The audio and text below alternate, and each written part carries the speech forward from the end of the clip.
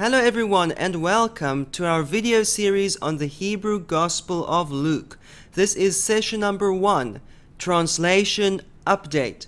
For several years now we've been receiving numerous emails of people asking things like, where's the Hebrew Gospel of Luke? When are you going to finish the translation on the Hebrew Gospel of Luke? What's wrong with the Gospel of Luke? Why did you never translate the Hebrew Gospel of Luke? Do you have a date, a release date for the upcoming translation of the Hebrew Gospel of Luke? So today I want to respond to all of those questions, and I want to show you that we've been making good progress with the translation of the Hebrew Gospel of Luke. I also want to explain to you why it's been taking so long, and we also want to cover one or two indications that the Gospel of Luke was originally composed in Hebrew. So let's start with some background. In 2019, we learned about this Hebrew manuscript called the Vatican EBR 100 manuscript, which contains all 4 Gospels in Hebrew. So in 2019, we started transcribing and translating this manuscript, first of all to figure out whether it's worthwhile, whether it's authentic or not, whether it's just a translation from Latin or Greek, or whether it's a copy of a copy of a copy of a copy of the original Hebrew Gospels. And the more we transcribed and translated, the more we saw, yes indeed, this manuscript contains lots of authenticity. In other words, many indications that it is not a translation from Greek, Latin, or Aramaic, but rather it is a copy of a copy of a copy of a copy of the original Hebrew Gospels. Then in 2020, we opened our website HebrewGospels.com. However, originally we only released the translation of Matthew and 2 videos on the Creator's name. In 2020, even the translation of John was not available for download yet. So in the meantime, with Yahweh's help, we've been making really good progress on these translations. The Gospel of John is now available. The Gospel of Mark is now available in English translation from Hebrew. And then we also translated the Hebrew Revelation, James and Jude. And that's when people started asking us, where's the Gospel of Luke? When are you going to translate the Hebrew Gospel of Luke? What's wrong with the Hebrew Gospel of Luke? So the short answer to that question is simply that we decided not to release version 1 of the translation of the Hebrew Gospel of Luke. And why is that?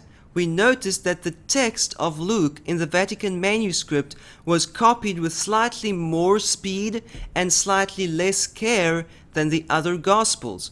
So the same script was used in Luke, and was probably the same scribe who also wrote Matthew, Mark, and John in the manuscript, but we observed in Luke that the scribe was in a hurry. Alright, so what happens when a scribe is writing a little bit too fast? There are occasional mistakes of omission and repetition in roughly 10 or 12 places in the Gospel of Luke in the Vatican manuscript, which means that it would be pretty difficult to complete or finalize the translation with one manuscript only. Because if a phrase is missing, how are we going to fix that mistake? Are we going to guess? No, of course not. Are we going to look at the Greek or the Latin or Aramaic versions and fill in that missing phrase from the other versions? We didn't really want to do that. And so we were hoping and praying to find more Hebrew manuscripts of the Gospel of Luke that could be used to produce a solid transcript and translation without any guesswork involved. So that was the plan, but we couldn't tell everyone about our plans because we didn't have a second manuscript, and we did not even know whether we'd ever see a second Hebrew manuscript of Luke. So we decided to wait and pray and hope to find more Hebrew manuscripts of the Gospel of Luke. I also want to show you that the Gospel of Luke in the Vatican manuscript contains some dark or smudged pages with words that are very difficult to read. For example, this word is almost impossible to decipher because it's so blurred and dark.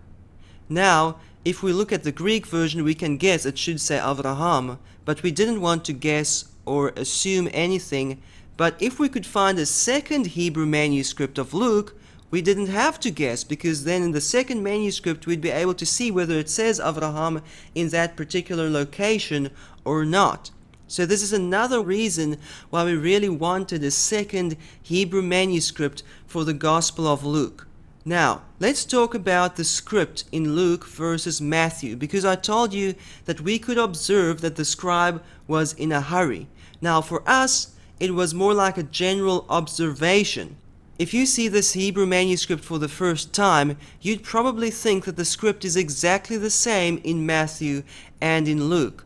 But since we worked with this manuscript day after day for months and later on for years, it was easy for us to observe just generally that the scribe was in a hurry in Luke.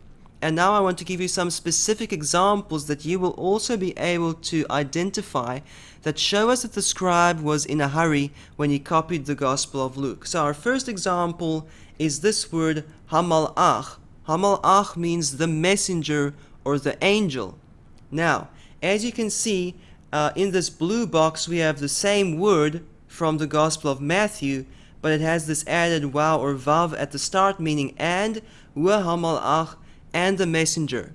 Now, if we compare the same word here in Luke and the same word in Matthew, we can see that here in Luke, the first letter, the hey, is kind of squashed flat.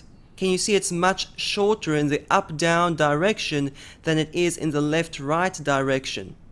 Yet, if we look at the letter hey here in Matthew, we can see it's roughly the same height and length, and that's the way it should be. So we can see here in Luke that the scribe was in a hurry and his first letter was a little bit misformed. And you can see something similar in the previous word, asher, and when, and this kaf is really short and squashed compared to the resh, even though they should be roughly the same size. So this is one of many indications that the scribe was writing a little bit too fast and he was not forming his letters properly. Another example can be seen down here in the word eich. Eich means how. And if we look at the same word in Matthew, here it says we'eich and how. Now we can see some slight differences in the script. Again, this aleph in Luke is slightly squashed or misformed here on the right hand side. It's too short on the right hand side compared to the left hand side, right? Whereas in Matthew this aleph is nicely formed. It's roughly the same height on the right hand side and the left hand side, and that's the way it should be. But more importantly, if we look at the final kaf, we can see that they look slightly different in Matthew versus Luke in this particular instance. In Luke, the final kaf has this hook at the bottom of the letter, and it shouldn't be there. It should look like this one in Matthew. It just goes straight down like that without another hook back up. So what we see in Luke is the scribe was in a hurry. He was moving his quill too fast or lifting his hand too fast without enough care, and accidentally he makes this hook at the bottom of this final kaf. So the good news is, most of the time it doesn't really make a difference, doesn't affect the text. We can recognize the letters and read the text, no problem, right? Let's look at one more example of this. This is the word ted'i, you must know. Now, if we compare this with a similar word in Matthew, which also ends with an ayin and a yod, can you see there's the letter ayin, there's the tip of the ayin, and above it is the yod, right? Now compare this with the ayin and the yod in Luke. Again, the ayin has this hook at the end or at the tip of the letter curling back and coming slightly up like that. It shouldn't have that hook at the end of the letter ayin. It's a mistake, or at least the scribe was in a hurry, he's moving his hand too fast, and his letters are not perfectly formed. And like I said, most of the time it doesn't really make a difference. We can read the text, no problem. However, when a scribe is in a hurry, he is more prone to make mistakes of omission and repetition by accident. So let's now have a look at one example of scribal repetition, also called dictography, in the Hebrew Gospel of Luke in the Vatican manuscript.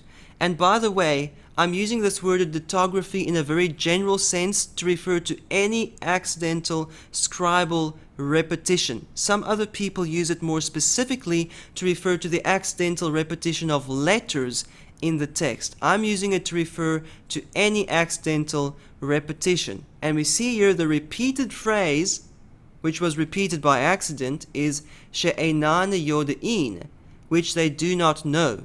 But if we read the context, it makes no sense over here.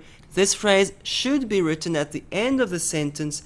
As you can see over here, the same two words are repeated here at the end of the line. So let's read this. Holchim lemakom she'enan yodein. They are walking to a place that they do not know.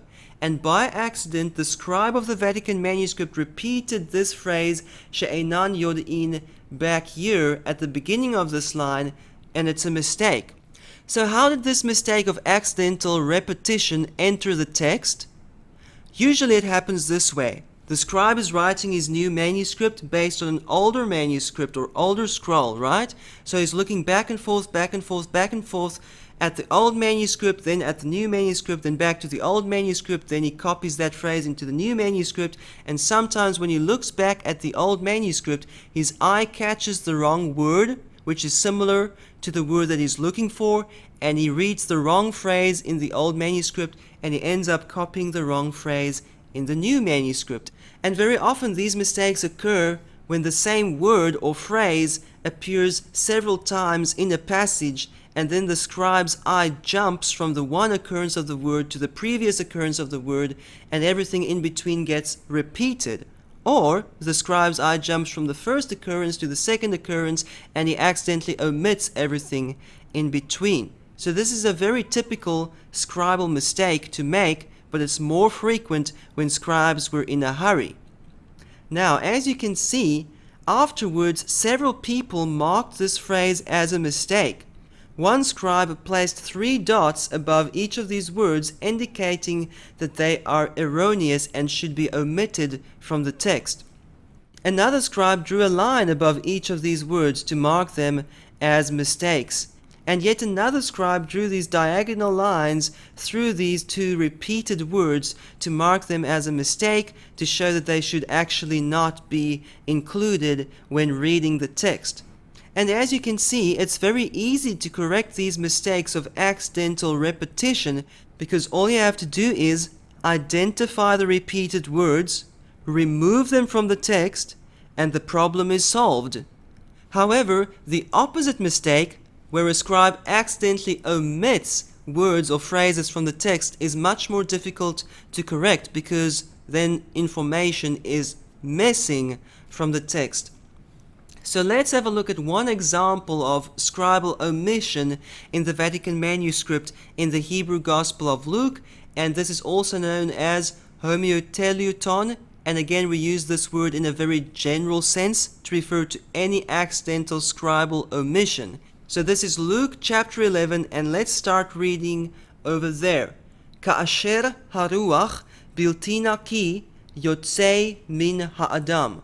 When the unclean spirit goes out from the man. Now, we'll have to pause there, because anyone knowing Hebrew probably has a question for me.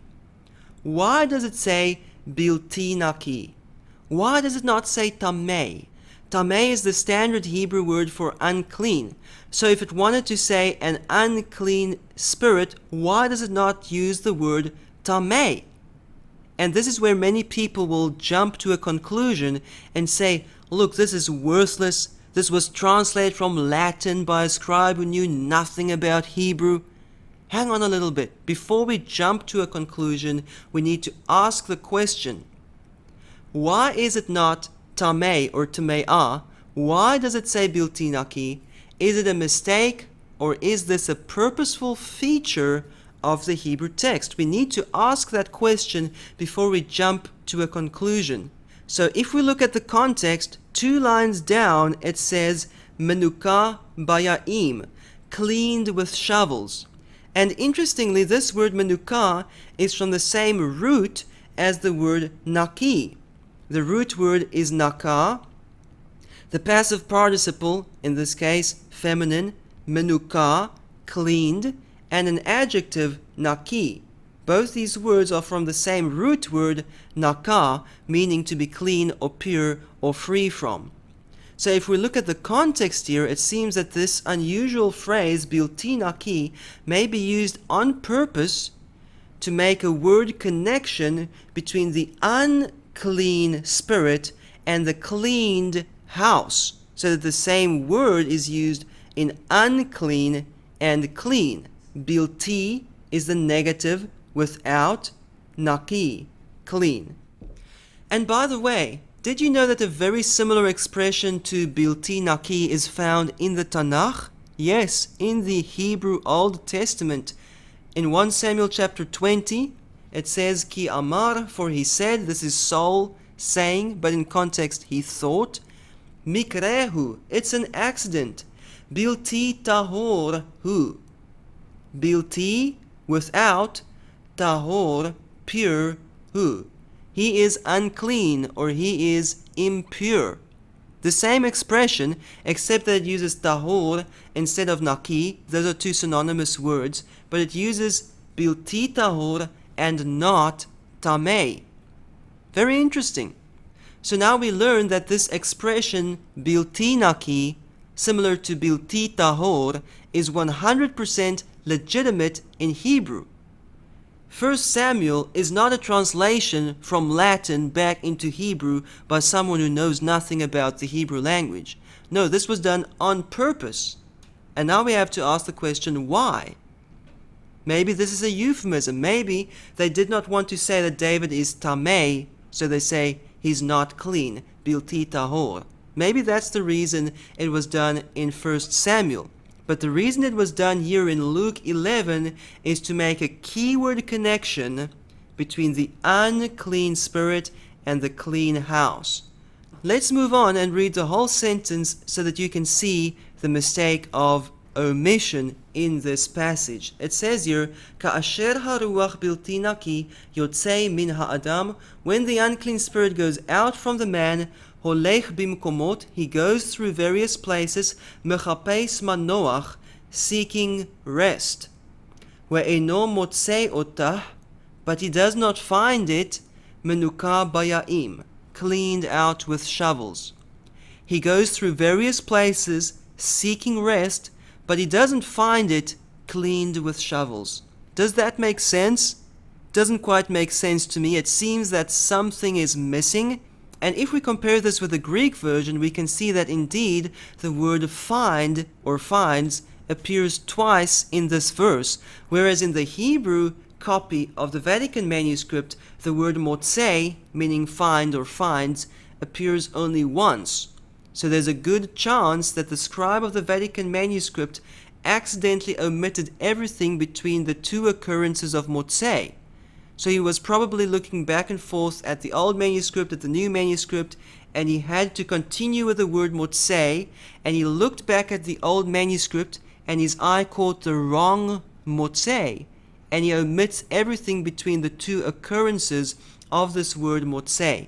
And now we have a phrase that doesn't quite make sense because something is missing.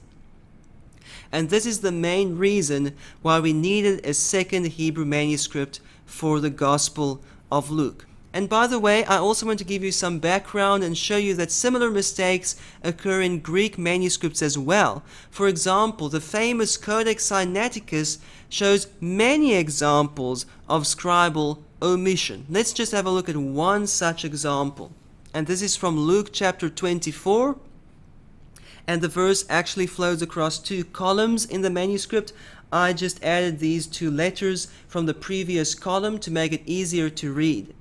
So it says in Greek, auton de dienigesan, or if we accept this correction, dienichthesan hoi ophthalmoi, meaning then their eyes were opened.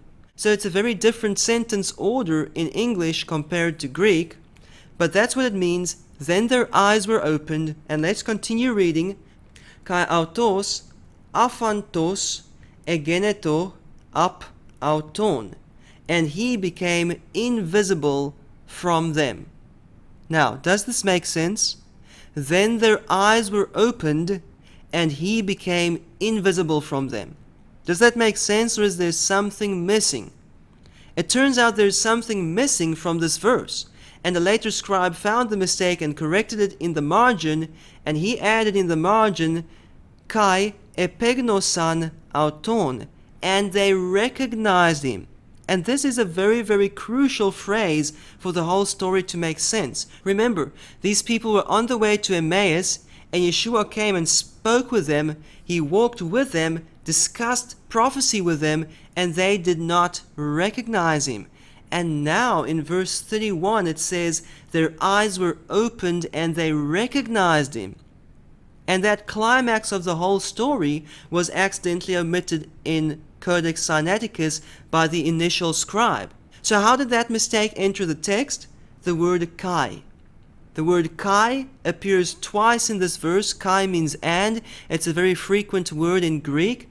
And what the scribe of Codex Sinaiticus did is he was looking back and forth at the old manuscript, new manuscript, and his eye jumped and he looked back and saw the wrong kai. And he omitted everything between that kai and this kai by accident, and the climax of the whole passage is lost in the Codex Sinaiticus until a later scribe came and corrected the mistake. So as you can see, if a phrase is missing from any particular manuscript, that doesn't mean that the manuscript is useless or non-authentic. It simply means that we need a second copy. And for Luke, we definitely needed a second Hebrew copy in order to complete a solid transcript and translation. And so over time, we prayed and we searched and we waited and we prayed and we waited some more. And from time to time, we would search online in various places for Hebrew manuscripts of the New Testament, hoping to find a second Hebrew manuscript copy of Luke. And then roughly 2 years ago, by Yahweh's grace, we managed to access a second Hebrew copy of Luke through this website called Ktiv. It's part of the National Library of Israel online, and it's a catalog that attempts to include all known Hebrew manuscripts. And they update this catalog regularly, so this is a good place to search for Hebrew manuscripts. So recently I did another search on this website Ktiv for Brit Chadasha, New Testament, and currently it finds 133 Hebrew manuscripts that are related to the New Testament. Now, not each of these is a copy of the New Testament in Hebrew. Many of them are anti-missionary books, actually, but quite a few are copies of the New Testament in Hebrew. Now, many other people are making claims of hundreds of copies of the New Testament in Hebrew. Some even say thousands of Hebrew manuscripts for the New Testament. That's a complete exaggeration and distortion of the facts. What they're doing is they count every page. Yes, there are thousands of pages of Hebrew New Testament manuscripts, but not thousands of actual manuscripts. We talk more about this in our video titled Hebrew New Testament Manuscripts Update 2022. Now, roughly 2 years ago, we did extensive searching in this catalog, and by Yahweh's grace, we got access to a second Hebrew manuscript of Luke, known as the JTS Breslau 233 manuscript. It is currently kept in Poland. It's written in a Sephardic Jewish script, and it contains the same basic text as Vatican EBR 100, but in a separate line of transmission. So what does that mean? It means that the text of Luke in the Breslau manuscript and in the Vatican manuscript are very, very similar. Most of the vocabulary words are the same. Most of the spellings are the same. Most of the time the order of the sentences are the same between the two manuscripts. But the mistakes that we see in the Vatican manuscript are not found in the Breslau manuscript. And the mistakes that occur in the Breslau manuscript are not found in the Vatican manuscript. So these two manuscripts are independent witnesses for the text of the Hebrew Gospels. The one was not copied from the other. So the Breslau manuscript is a very, very important witness for the Hebrew text of Luke. In fact, the Breslau manuscript is so well written and accurately copied that we considered making the Breslau manuscript the main source for our transcript and translation of Luke. However, that was not really possible because more than a chapter of the Hebrew Gospel of Luke is missing in the Breslau manuscript, which is not missing in the Vatican manuscript. So we decided to keep the Vatican manuscript as the main manuscript for the transcript and translation. We call the Vatican manuscript Manuscript A, and then we call the Breslau manuscript Manuscript B, the second most important witness to the Hebrew text of the Gospel of Luke. Now, let's have a look at Luke chapter 11 in the Breslau manuscript, the same verse that we just read from the Vatican manuscript where that phrase was missing and the sentence didn't quite make sense. Let's have a look at the same verse in the Breslau manuscript. And as you can see, the Breslau manuscript is written in a very small script, so I'm going to zoom in on those two sections to make it easier to read. So it says, Umechapes manoach, and seeking rest. Remember, this refers to the unclean spirit, seeking rest. Ve'eino motzei, but he does not find it. Omer, he says, Echezor leveiti, let me go back to my house, shemisham yatzati, that I went out from. V'cha'asher basham, and when he comes there, motzei otah menuka bayaim, he finds it cleaned with shovels. Now it makes sense, because nothing is missing. The unclean spirit goes out from man, goes through places seeking rest, he doesn't find it, then he says, I will go back to my house that I came out of, and when he comes there, he finds it, the house, cleaned with shovels. Now all of a sudden it makes sense, and nothing is missing. And now it becomes very clear that the scribe of the Vatican manuscript made a mistake. As you can see here in the Breslau manuscript, the word motzei, find or finds, appears twice in this verse, but the scribe of the Vatican manuscript made a mistake, and his eye jumped from the first occurrence of motzei to the second occurrence of motzei, and he accidentally omitted everything in between, and we ended up with a sentence that doesn't make sense. But now that we have a second Hebrew manuscript copy of Luke, which is not dependent on the Vatican manuscript, it's a separate line of transmission, now we can correct that mistake from a second manuscript without guessing and without depending on the Greek version for information. So this is a very, very big breakthrough. We're very grateful for this. And when we found this manuscript roughly 2 years ago, we basically restarted the whole project of translation and transcribing the Gospel of Luke from Hebrew manuscripts. Surprisingly, there was a third Hebrew manuscript of Luke. This manuscript is known as the St. Petersburg A207 manuscript. It is currently in Russia. It is also written in a Sephardic script, and it is a direct copy of the JTS Breslau 233 manuscript. So it's not a third line of transmission. This is part of the second line of transmission. And unfortunately, the scribe of this manuscript was rather sloppy. He made many mistakes, like multiple mistakes on every page. As you can see in this sample page, 1, 2, 3, 4, 5, 6 corrections were made in the margin. So the scribe made 6 mistakes in half a page of copy work. So that's not very good.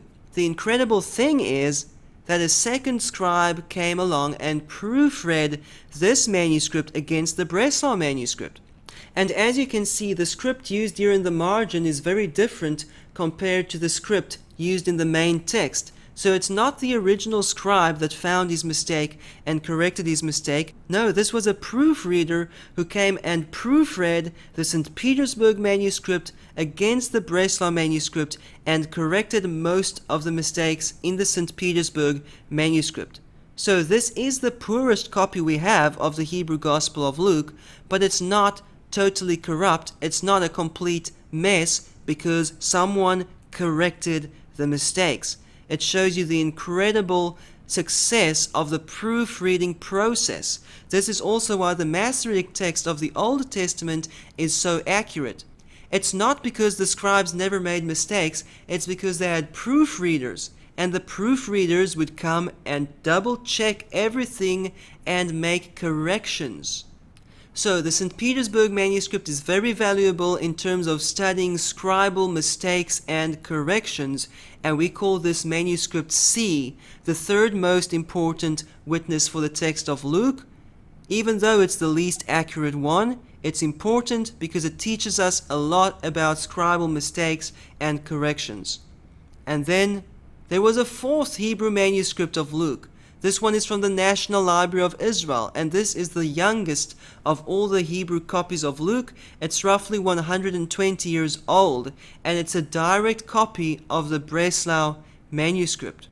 Now you might be wondering, if this manuscript is so young, is it of any value for us in studying the Hebrew text of Luke? Yes, it's very valuable to us, because the Breslau manuscript for the last 120 years was only getting older and older. The mold was growing, the holes were getting bigger, so when we try to read the Breslau manuscript, occasionally there's a hole in the text and we can't see the word, or there's mold and we can't really decipher the letters, and in that case we can go and have a look at this manuscript from the National Library of Israel. We call this manuscript D, the fourth most important manuscript witness for the Hebrew text of Luke, and then we see, what did another person think who actually had that manuscript in his hand 120 years ago when it was in a better condition, and also he had the actual manuscript in front of him, and we can see how he copied the text of the Breslau manuscript.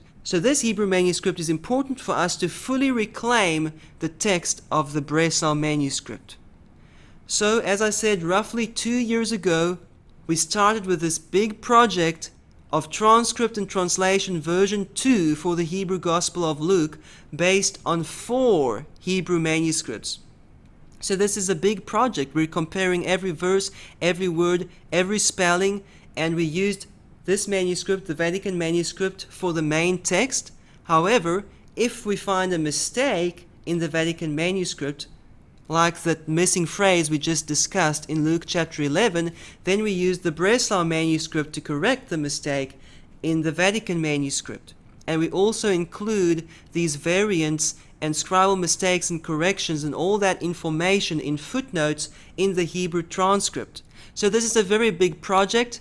Unfortunately, we're not ready yet to release the English translation and Hebrew transcript in PDF format. However, I do want to show you 2 sample pages of the Hebrew transcript and the English translation so that you can see that we are making progress with this project and we're moving forward, and we also want to discuss some of the differences between the Hebrew manuscripts noted here in the footnotes. So this is just a draft PDF with 2 pages from Luke chapter 5. And as you can see, the text is fully vowel pointed, so that was another big project to get accurate vowel points on every single word through this transcript so that people can read it more easily. And let's have a look at some of these footnotes. There you can see a superscript 1, and over there is another superscript 1. So footnote number 1 refers to this whole phrase, sheyishma'uhu vesheyitrapa'u, that they could hear him and that they could be healed. Now if we scroll down to footnote number 1, it says C. Remember, that's the St. Petersburg manuscript, manuscript C, with all the mistakes written by the sloppy scribe, right?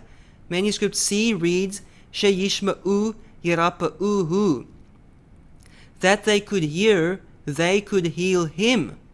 What? Does that make any sense? The people came to Yeshua that they could heal him? Doesn't make any sense, right? So it's a clear mistake by the scribe of the St. Petersburg manuscript. But then we have extra information here, corrected in margin to sheyishma'uhu vesheyitrapa'u, that they could hear him and be healed. So now it makes sense. It was corrected in the margin in different script than main text. So it's not the original scribe that corrected it, it's the proofreader that came and corrected this phrase based on the Breslau manuscript. Now, you might be wondering, why did we include these scribal mistakes in the footnotes? Well, we decided to do that so that people reading the transcript can learn about scribal mistakes and corrections, and so that you can see how accurately the text was actually preserved. Because despite the fact that the scribe of manuscript C made a mistake, that mistake was corrected, and now manuscripts A, B, and C actually agree that this is the text. The text up here is firm, it's confirmed in multiple Hebrew manuscripts, right? So it shows the validity of the Hebrew text, and you can also learn about the proofreading process as well. And then the next word says, Mecholayehem, of their diseases, that they could be healed of their diseases. So let's have a look at footnote number 2. Footnote number 2 says B and C, so it's the manuscripts B and C, the Breslau manuscript and the St. Petersburg manuscript are in agreement, and they read Mecholaim. So like I said, the main text up here is mostly based on manuscript A. The Vatican manuscript says Mecholayehem, of their diseases. Manuscripts B and C say of diseases, and it omits their. Now, the good news is it doesn't really make a difference, because it says that they could be healed. So they could be healed of their diseases, or they could be healed of diseases really means the exact same thing. Doesn't really affect the meaning of the text, right? Let's move on to the next footnote, where Yeshua Mashiach, and we've got a footnote there at the word Mashiach. Footnote 3 says manuscripts B and C omit, meaning manuscripts B and C omit the word Mashiach.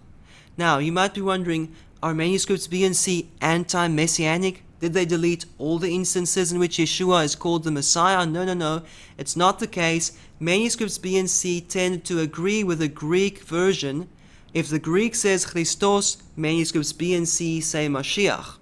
However, manuscript A also refers to Yeshua as the Messiah, as Mashiach, in many places where the Greek version and manuscripts B and C don't refer to Yeshua as the Messiah. So manuscripts B and C are not anti-messianic, they're just closer to the Greek version in how they placed the word Mashiach throughout the text. Now let's move on to footnote number 4. In verse 17 it says, V'na'aseh haya, literally that means, and it was made. However, the word asa in the nif'al conjugation was used in Second Temple Hebrew to mean it happened. It's an idiom meaning it happened. In fact, you can even see that in the Tanakh, in the book of Ecclesiastes, where na'asa means it happens or it occurs. So this is an expression meaning it happened, even though literally it says it was made. Now let's have a look at footnote number 4. Footnote number 4 says, manuscripts B and C add ma'aseh. Ma'aseh means deed. So let's go add that into the sentence. V'na'aseh ma'aseh haya. What does that mean? A deed was done. That's the literal meaning. So manuscript A literally says it was done. Manuscripts B and C literally say a deed was done. Again, it doesn't really make a difference because both these readings mean something happened or it happened. It happened in one of those days. So the good news is most of these slight differences between the manuscripts don't affect the meaning. Let's have a look at one more footnote. This is the word ba'u. It says, Shesham ba'u mikol gedolei Galilah, who came there from all the great places of Galilee, Yehudah v'Yerushalayim, Judah and Jerusalem. So this word ba'u means they came, and footnote 5 here says, manuscript C, the St. Petersburg manuscript, reads ra'u. Ra'u means they saw. It makes no sense if you put that into the main text. They saw there from all the great places of Galilee. Doesn't make any sense. They came from all the great places of Galilee. That makes sense. And then we add in brackets, it's a misreading of manuscript B. So remember, manuscript C, the St. Petersburg manuscript, was copied directly from the Breslau manuscript. The scribe of manuscript C misread manuscript B, maybe because in manuscript B the letter has an unusual shape, or maybe the ink was smudged and the word is difficult to read, but essentially we can understand why the scribe of manuscript C made this mistake. And then we've got extra information here. Manuscripts A B, and D read Ba'u. So manuscripts A, B, and D are in agreement. So in most of the footnotes you won't see that we refer to manuscript D, because generally looking at A, B, and C is more than enough.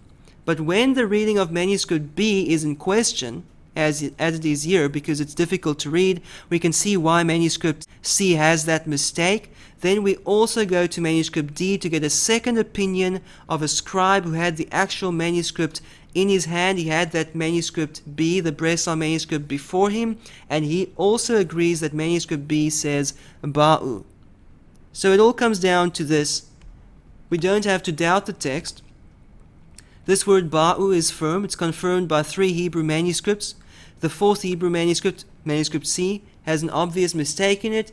You don't really have to worry about that. But we still include this information so that you can learn about scribal mistakes and textual transmission from manuscript to manuscript. Alright, so those 5 footnotes give you a good overview of the information included in the footnotes of the Hebrew transcript of the Gospel of Luke that we are working on.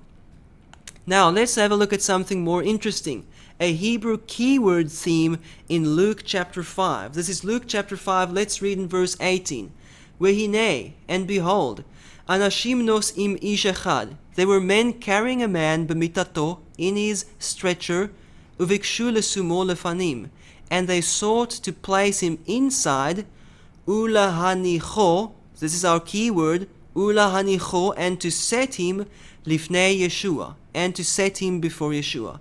This word ulahanicho is from the root nuach, which means to rest, and it's in the hif'il conjugation, which is a causative conjugation.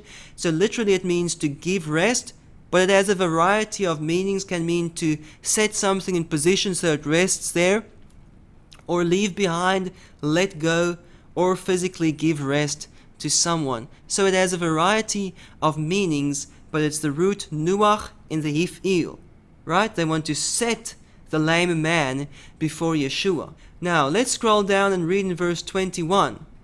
The scribes and Pharisees said, Mi yuchal, who is able, lehaniach, to let go, awonot, iniquities, levad ha'el, except el, and they use the word lehaniach, which is the same word used in verse 18, to set the man before Yeshua, is now used to refer to let go or forgive iniquities. That's quite unique. Key word that's repeated twice. But it doesn't stop here. It goes even further to the next story. Can you remember what's the next story in this narrative in Luke chapter 5?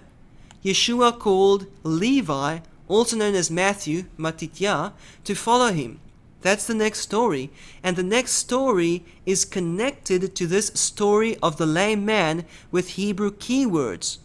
So let's start reading in verse 28. Yeshua called this man Levi, V'ha'ish kam, and the man stood up.